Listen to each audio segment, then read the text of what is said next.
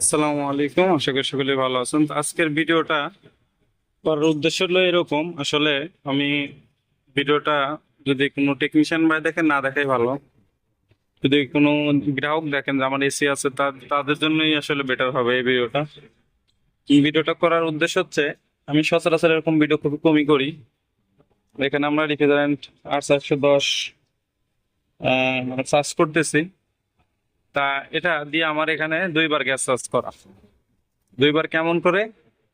এই এসিটা এই ইলেকট্রিশিয়ান যে এখানে ইলেকট্রিক্যাল কাজ করে তাকে দিয়ে লাগানো হয়েছে। পরবর্তীতে এখানে লিক,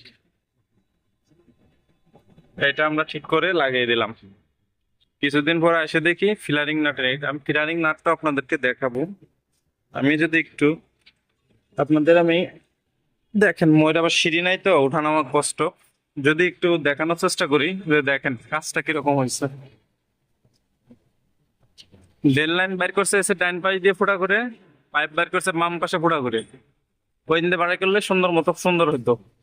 আর পাইপের ড্রেসিংটা দেখেন, তা এর জন্য দেখা যাচ্ছে উনি হয়তো অল্প কিছু টাকা কমের কারণে কাজটা করছে। আমি কাজ করাইছে যে তারে বলতেছি না, কাজ যে করছে আমি তার কথাই বলতেছি।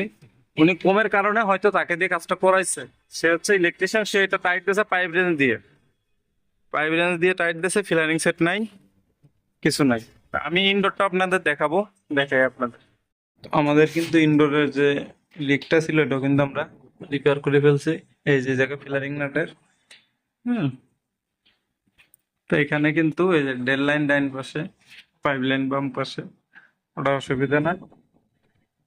আপনার এই জায়গাটা আবার লিক, এই যে বিষয়গুলা, এত সুন্দর একটা স্পেস।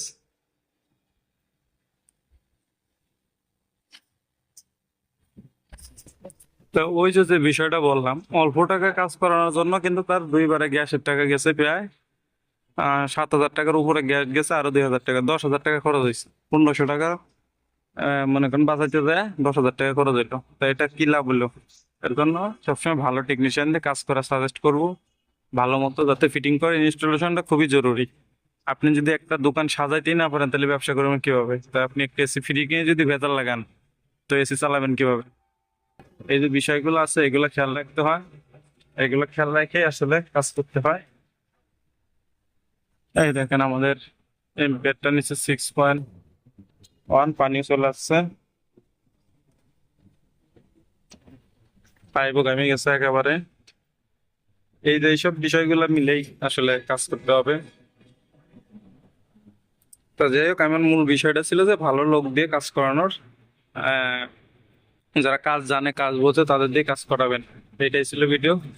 ভালো লাগলে চ্যানেলটি সাবস্ক্রাইব করে সাথে থাকবেন, যে কোনো বিষয়ে জানতে কমেন্ট করবেন। এই দেখেন, আপনাদেরকে না দেখালে নয়, ডেল লাইনটাও সে কি থ্রেড টেপ দিয়ে লাগাইছে। ডেল লাইনটাও থ্রেড টেপ দিয়ে লাগাইছে, এবার বোঝেন আপনারা একটু। একটা কাজ যে যেটা করে তাকে দিয়ে এটা দিয়ে করানো উচিত। সে থ্রেড টেপ দিয়ে ডেল লাইন লাগাইছে, এই হচ্ছে বিষয়। যাই হোক, এখন আমাদের আলহামদুলিল্লাহ ওকে আছে।